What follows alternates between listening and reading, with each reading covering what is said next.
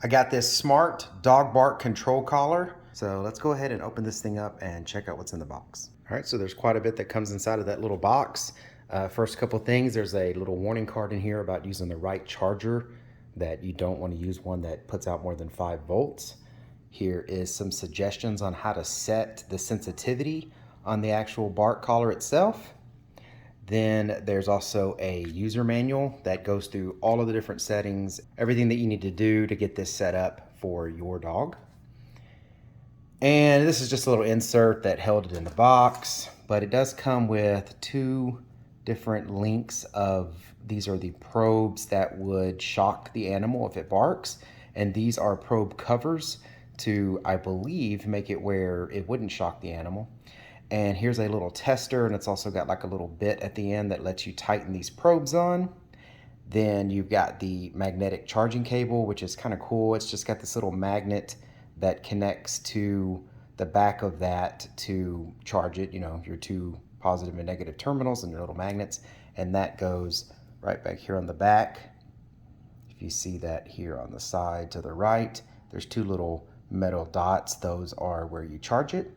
And those 2 little screw heads that are sticking up right there, that's where you put on the different length of the probes, the electrical probes on the back of this.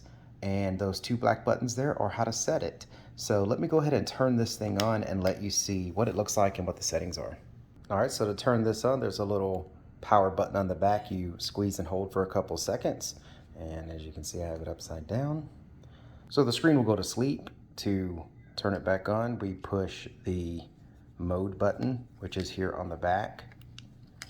So this mode button lets you flip through the different modes. So like right now, all 3 modes are active. All right, so if you press the mode button on the back, it goes through all the different sensitivity levels. And then if you press the power button, which is the other button on the back, it goes through the different modes of how the animal will be trained. So this is all 3: audible, vibration feedback, and shocking. You press it again, this is just audible feedback. It's going to give a noise feedback. This is going to give just a vibration feedback. This one's going to give a noise and a vibration feedback.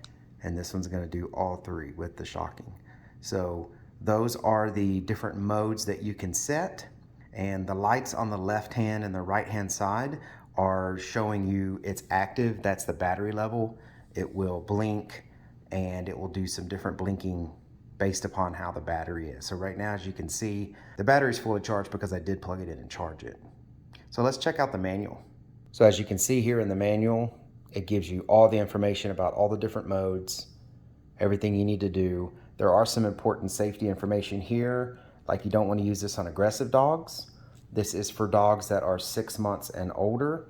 And of course, don't let your children play with this bark collar. So then this is just giving you some information about the device and about the different settings on the device. And it also goes through all the different modes and proper ways of putting this on your animal.